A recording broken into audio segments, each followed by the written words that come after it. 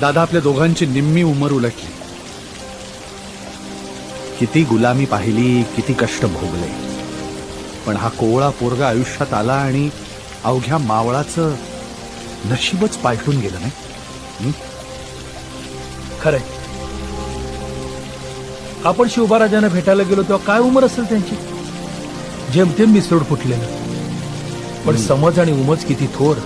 भल्या भल्यानं मागं सारील असा वकू. खरंच कधी कधी वाटतं हा पुरुष साधा नव्हे. हे शिवाजी राजे या मावळ प्रांताचे फक्त धनी नाहीत, भाग्यविधाते आहेत. तेच जगले पाहिजेत दादा, तेच जगले पाहिजेत.